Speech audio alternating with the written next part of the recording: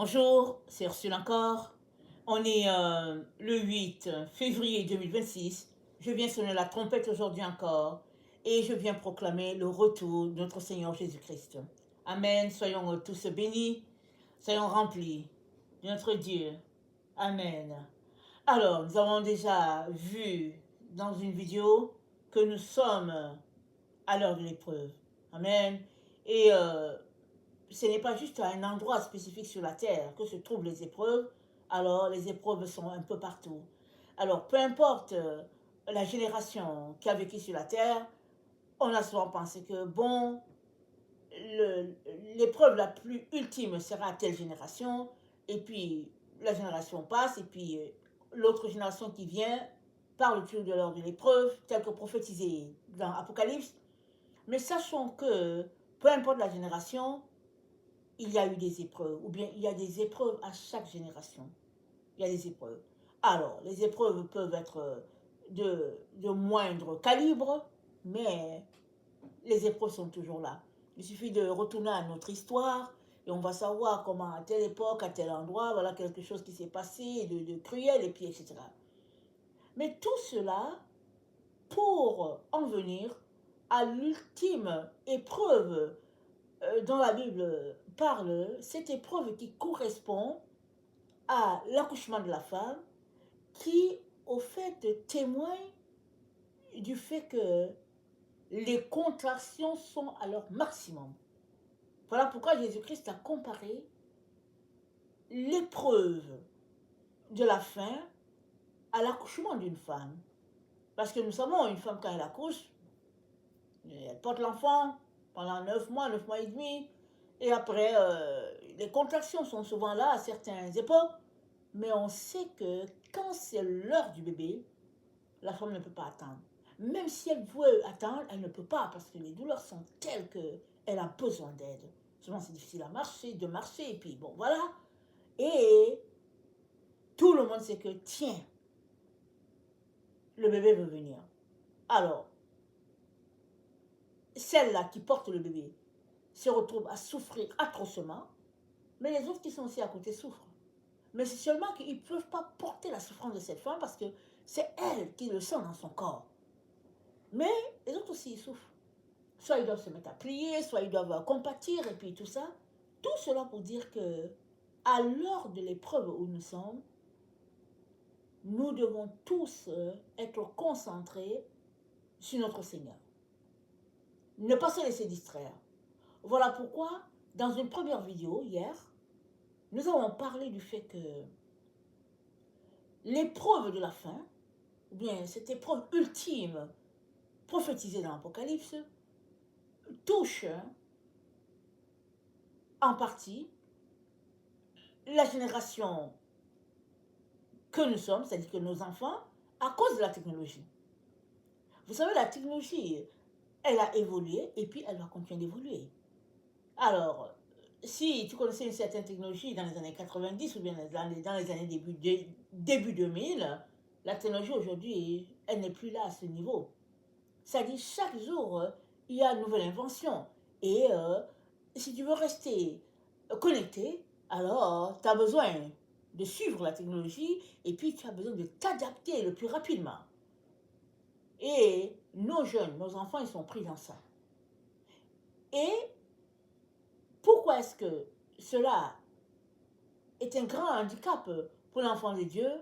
C'est que la technologie vient être une barrière entre ta relation avec Dieu et puis maintenant le fait que la technologie peut t'aider. La technologie, c'est le monde de la facilité. Et puis elle va t'offrir toutes les solutions. Aujourd'hui, on parle de l'intelligence artificielle et même l'intelligence artificielle va jusqu'à loin et donner des prophéties aux gens. Il y a des gens qui aiment ça, ils vont se dire que oui, j'ai tapé sur l'intelligence artificielle et puis je leur ai demandé de me donner une prophétie. Ils m'ont donné une prophétie.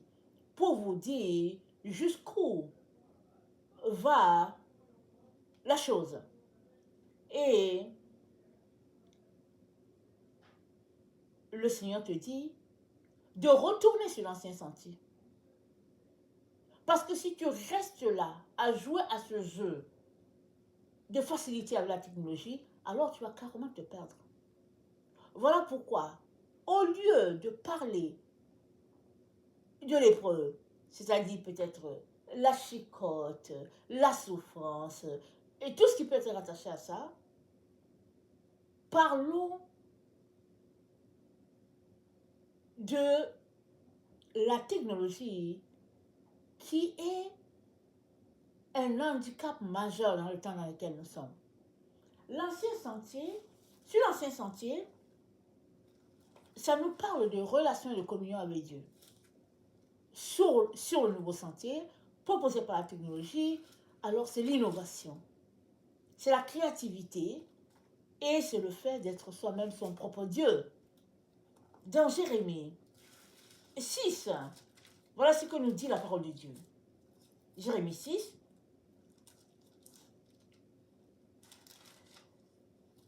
c'est dit au verset 15. Nous sommes Jérémie 6, le verset 15. Ils seront confus car ils commettent les abominations. Ils ne rougissent pas, ils ne connaissent pas la honte. C'est pourquoi ils tomberont avec ceux qui tombent. Ils seront renversés quand je les châtierai. Dit l'Éternel, ainsi parle l'Éternel. Placez-vous sur les chemins, regardez et demandez quels sont les anciens sentiers. Quelle est la bonne voie, marchez-y, et vous trouverez le repos de vos âmes. Mais ils répondent, nous ne marcherons pas. Amen. Marcher sur l'ancien sentier, c'est ça que Dieu nous dit. Il nous dit de marcher sur l'ancien sentier. L'ancien sentier, c'est lequel? C'est celui où les prophètes ont marché, où les apôtres ont marché. C'est quel chemin? C'est le chemin de l'obéissance au commandement de Dieu.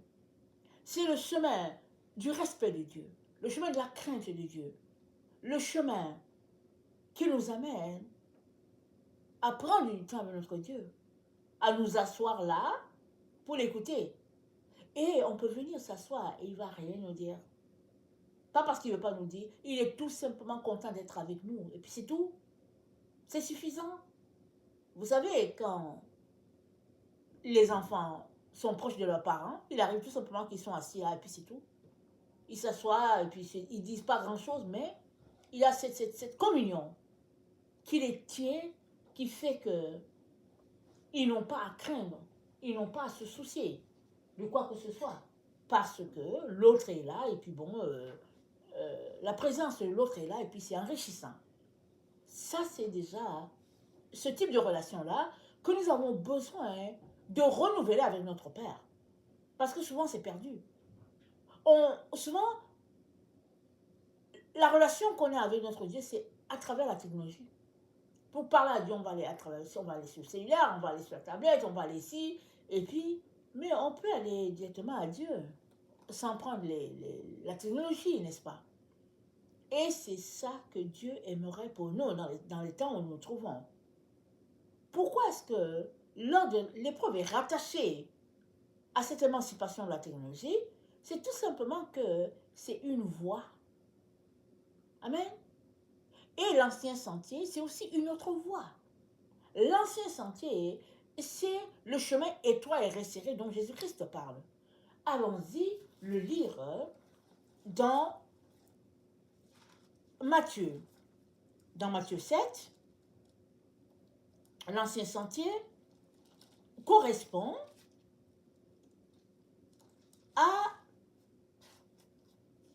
au verset 13, c'est dit, entrez par la porte étroite, car large est la porte, spacieux est le chemin qui mène à la perdition, et il y en a beaucoup qui entrent par là. Mais étroite est la porte, resserré est le chemin qui mène à la vie, et il y en a peu qui les trouvent. C'est-à-dire, c'est mis pour deux choses. La porte, il faut la trouver, et puis, il faut trouver le chemin. Nous savons tous que la porte, c'est Jésus, parce que Jésus-Christ nous a dit dans Jean 10 qu'il était le chemin. Pardon, qu'il était la porte. Il l'a dit. Il a dit, je suis la porte. Nous savons qu'il vient de Judas. Et puis, Judas, n'est-ce pas? C'est dit que le Messie viendrait par Judas. Alors, Jésus-Christ leur dit, c'est moi la porte. Parce que le peuple attendait l'agneau de Dieu qui ôterait les péchés, Jésus-Christ est venu. Il a fait des miracles, il a resté des morts, mais il est venu dans une enveloppe que les gens n'attendaient pas, ou les gens n'espéraient pas, ou une enveloppe de mépris et de misère. Il est venu par Marie, que les gens ont pensé qu'elle apportait son enfant sans père. Alors, toutes sortes de considérations. Et il est venu dans une famille extrêmement pauvre. Mais eux, ils attendaient l'agneau de Dieu qui ôterait les péchés. Ils attendaient celui-là qui va protéger leur terre parce que les Romains avaient pris le pays. Alors, ils avaient de la difficulté à croire que Jésus-Christ était celui-là, malgré tous les miracles qui se passaient par lui. Et Jésus-Christ leur dit, c'est moi, je suis cette porte-là. Croyez en moi et croyez en Dieu. Alors, il est la porte et il est aussi le chemin. Parce que si tu ne passes pas par lui, tu ne vas pas arriver à Dieu. Quand bien même tu entrerais par cette porte-là qui est Jésus, tu as besoin de continuer de cheminer, d'aller jusqu'au bout de ton point Z. Malheureusement, il y a plusieurs qui s'arrêtent juste là à l'entrée de la porte. Dès qu'ils savent que c'est Jésus, ils lui donnent la vie. Et maintenant, avancer. Ils refusent d'avancer parce qu'ils ne sont pas prêts à prendre l'ancien sentier dont Jérémie 6 parle au verset 16. Ils ne veulent pas prendre l'ancien sentier. Ils veulent s'arrêter sur les nouveaux sentiers. Et les nouveaux sentiers correspondent à la porte, correspondent à la porte qui est large. Excusez-moi, je regardais mes notes. Correspond à la porte qui est large. On a toutes les possibilités par cette porte large-là. On a l'émancipation des technologies, on a l'évangile de prospérité, on a le libéralisme dans la marche avec Dieu. On a toutes les théories possibles dans cette porte qui est large là. Mais Jésus-Christ nous dit non, c'est la porte étroite et le chemin resserré. C'est-à-dire, plus tu marches avec le Seigneur, plus il resserre. Pourquoi? Parce que en même temps que tu marches, en même temps Dieu t'épure afin que tu sois semblable à Christ. Ce n'est donc pas le moment de nous laisser distraire par tout ce qui se passe sur la terre. Regardez autour de nous, tout n'est que distraction. On a des informations, c'est-à-dire, je ne sais pas à combien de secondes, ou bien combien de tierces de secondes, des informations qui nous viennent tout le temps. Même si on ne veut pas de l'information, ça nous vient. C'est-à-dire, on est la génération assez distraite. On participe à tout ce qui est autour de nous, sauf à Dieu. Il y a telle cérémonie sur la terre, on est au courant. Il y a ceci qui se passe, on est au courant. On court, ça et là. Il s'agit qu'on est intéressé à toutes sortes de choses. Mais à Dieu, on reporte à demain. Ou bien, on se contente du fait qu'on lui a donné notre vie un jour, et puis on se dit, quand il va venir, il va nous prendre. C'est la raison pour laquelle les gens ont développé la théorie de l'enlèvement. Alors, ils ont développé cette théorie si belle qu'ils n'auront pas à souffrir, ils seront enlevés, et puis la souffrance c'est pour les autres. Mais pourquoi est-ce que les gens croient à cette théorie? C'est parce qu'elle les arrange. Parce que notre génération n'aime pas souffrir. On a toutes les facilités, on ne veut pas souffrir, alors on croit à l'enlèvement, Jésus-Christ va venir nous enlever et puis on n'aura pas à souffrir.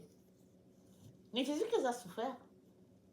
Oui, il a souffert pour nous, mais après lui, qu'est-ce qui s'est passé? Les disciples ont souffert aussi.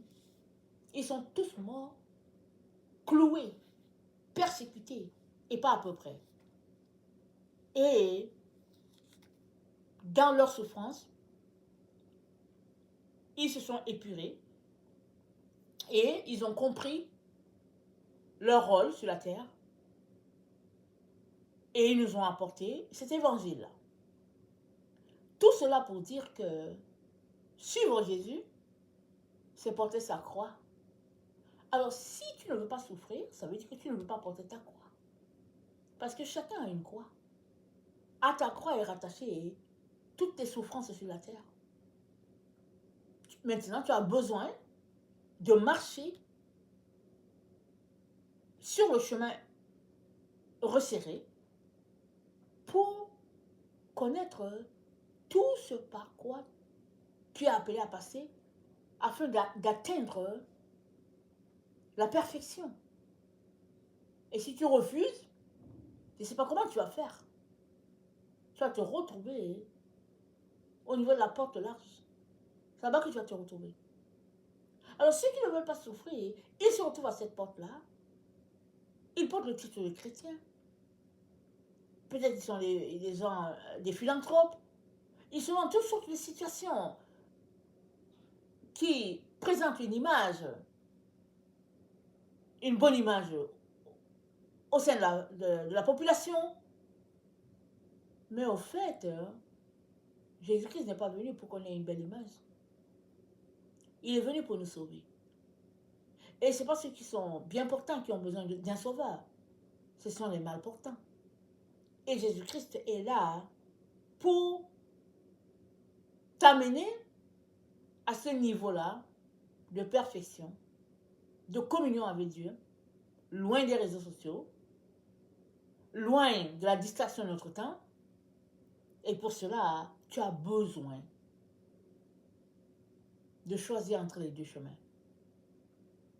Retourner à l'ancien chemin ou bien te laisser distraire par tout ce qui se passe sur cette terre.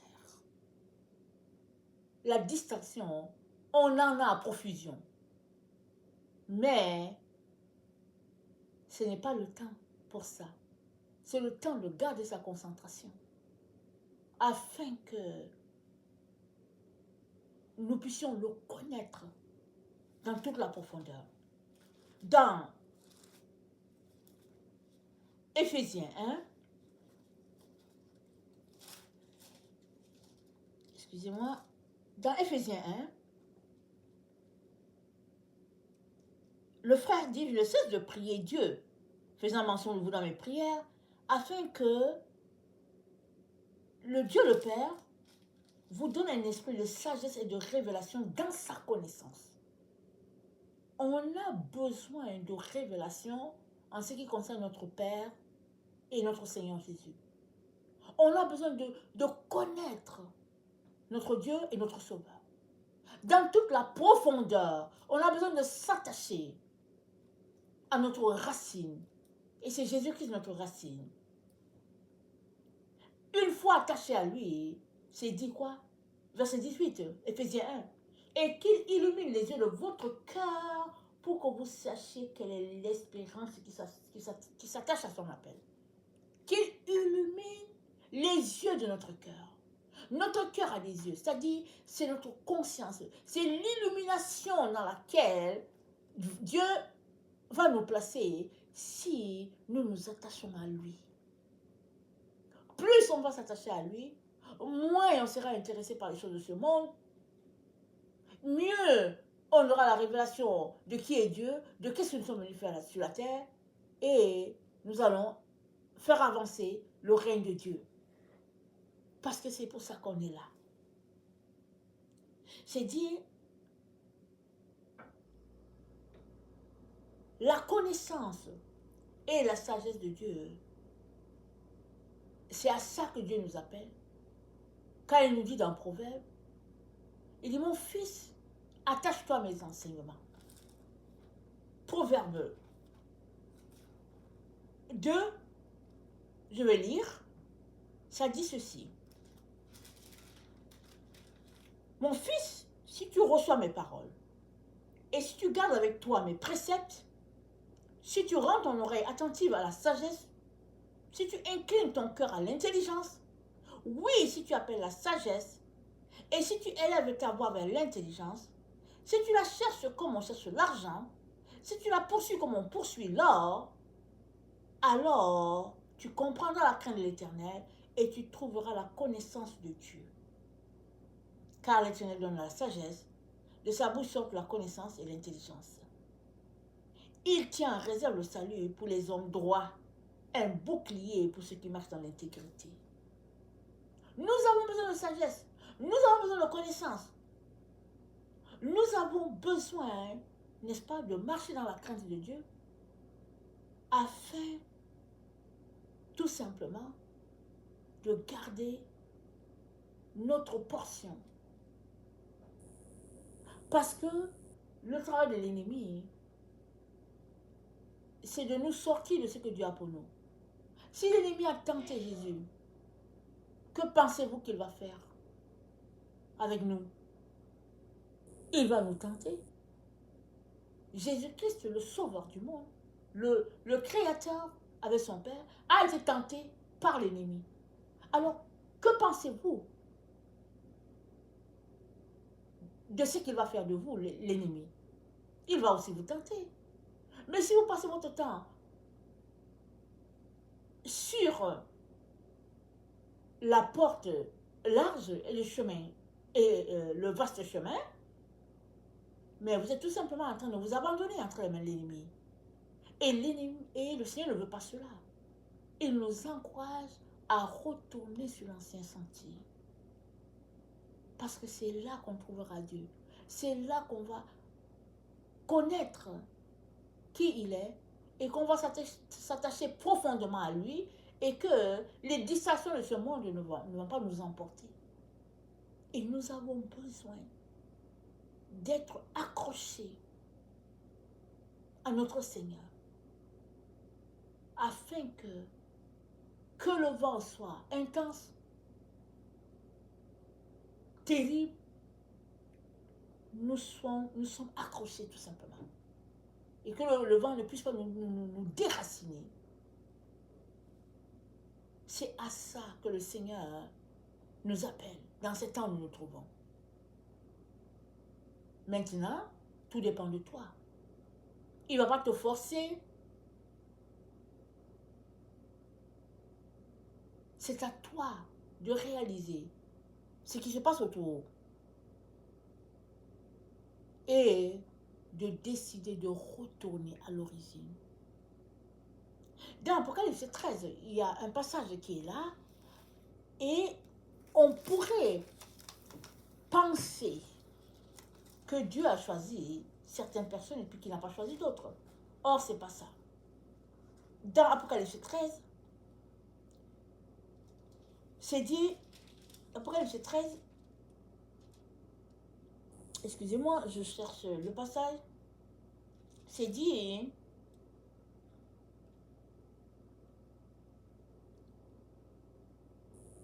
au verset 7, il lui fut donné de faire la guerre aux saints et de les vaincre. Et il lui fut donné le pouvoir sur toute tribu, peuple, langue, nation. Ils adoreront la bête, tous ceux qui habitent la terre, tous ceux dont le nom n'est pas écrit depuis la fondation du monde dans le livre de vie de l'agneau immolé, adoreront la bête. Alors on peut lire ça pour dire, ah ok, il y a certaines personnes dont le nom est déjà écrit et puis d'autres pas. Mais non. C'est dit quoi? C'est dit tous ceux dont le nom n'est pas écrit depuis la fondation du monde dans le livre de vie de l'agneau. La fondation, c'est quoi? C'est l'origine. C'est l'ancien sentier. C'est ça que Dieu dit. Il dit retournez à l'origine. Retournez sur l'ancien sentier. Allez-y là-bas. Là-bas, vous allez trouver Dieu. Mais si vous vous contentez des sentiers modernes, parce que c'est la facilité de la vie, l'évangile de prospérité, et puis si c'est là, si vous restez là dans ce type de religion ou de religiosité, vous n'allez pas réussir à arriver au bout. Le seul moyen d'arriver, n'est-ce pas, c'est de laisser toutes ces choses-là et d'aller s'accrocher à son Seigneur. Et c'est le fait de retourner à l'ancien sentier. Parce que Jérémie 6, le verset 16 dit, Dieu a dit de retourner à l'ancien sentier, ils ont refusé. Ils ont refusé. Ils disent que nous n'y retournerons pas. Mais c'est là-bas qu'il faudrait aller. Il faudrait obéir et marcher dans ce que Dieu a pour nous. Et c'est dit quoi? Celui qui est destiné à la captivité ira en captivité. Celui qui est décidé de périr, destiné à périr, va périr. Et puis, c'est quoi? C'est l'heure de la persévérance et la foi des saints. Nous sommes à cette heure-là, mes frères et sœurs. Même si tout semble bien aller à nos yeux sur la terre, nous sommes à l'heure de la persévérance des saints. Mais persévérer à quoi? Persévérer à la vraie doctrine de Jésus. Persévérer à ce que Dieu nous a recommandé de faire.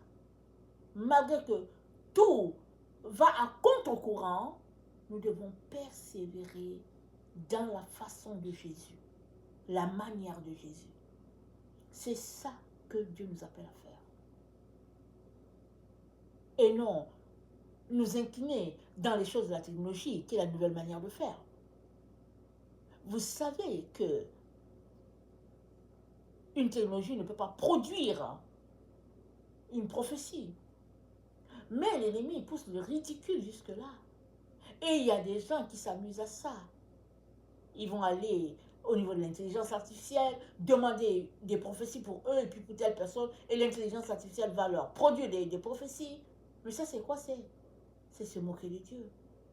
C'est ridiculiser les choses de Dieu. Mais il y a beaucoup qui ne voient pas la subtilité dedans. Ils trouvent que bon, voilà, ils ont réglé leurs problèmes.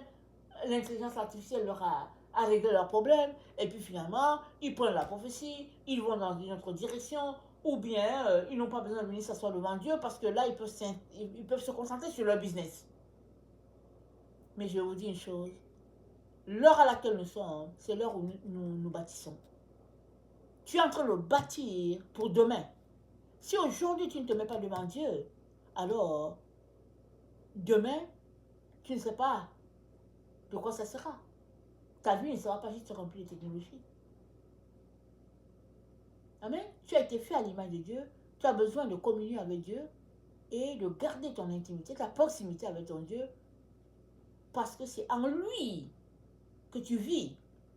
Amen. Tu vis en lui et lui en retour, pour te donner de fonctionner, il a fait de toi son sanctuaire et il habite en toi. Il y a cette relation-là, n'est-ce pas, hein? Les flèches qui vont dans les deux directions. Une flèche part de toi à Dieu et l'autre part de Dieu à toi. Et l'un ne peut pas exister sans l'autre. Vous êtes l'un dans l'autre. Et tu as besoin de saisir ça pour pouvoir demeurer en Dieu. Tu as besoin de saisir ça. Rappelle-toi, Pierre a marché avec Jésus. Il a révélé que Jésus-Christ était le Sauveur. Mais il a manqué de force pour prier. Ou bien pour X raisons, on ne sait pas toutes les raisons. Il a dit qu'il ne connaissait pas Jésus. Il l'a dit. Il est revenu avec beaucoup de regrets, mais il l'a dit. Question de dire que la tentation à l'heure de l'épreuve est quelque chose de très difficile. Mais prépare-toi. Prépare-toi à être solide en Dieu. De telle sorte que peu importe l'intensité du vent, tu puisses tenir et dire c'est Jésus-Christ ou rien. Amen. Lors de l'épreuve, rappelle tout simplement aux enfants de Dieu que bientôt ce sera la délivrance totale. Bientôt la terre sera délivrée de tout ce qui la garde captive. Mais d'ici là que ça arrive, nous sommes appelés à combattre. Et la Bible nous dit qu'il y a eu combat entre le monde des ténèbres et le monde de lumière. Et les enfants de Dieu ont vaincu l'ennemi par le pouvoir de leur témoignage et le sang de l'agneau. C'est-à-dire, ce qui sortait de leur bouche, proclamant que c'est Jésus qui est leur sauveur, était vu aussi dans leurs actions. Si bien que l'ennemi n'a pas eu raison d'eux. Et c'est à ça que Dieu nous appelle. Marcher dans l'intimité avec Dieu. Retourner dans l'ancienne manière de faire. Et obéir tout simplement. Jusqu'à ce que le Seigneur établisse son règne sur la terre. Et que l'humanité soit délivrée du mal. Quand est-ce que ça va venir, on ne sait pas. C'est pas aujourd'hui qu'on parle de ça. C'est pas aujourd'hui que la Bible nous dit ça. Ça fait longtemps que le Seigneur parle de la délivrance, de la paix totale sur la terre. Et d'ici là, marche dans la crainte de ton Dieu pour que cette paix puisse effectivement s'installer. Amen. Que le Seigneur bénisse sa parole et que nous puissions décider par nous-mêmes de retourner à l'ancienne manière de faire les choses. Amen. Que notre Dieu soit béni, maintenant et à jamais. Amen.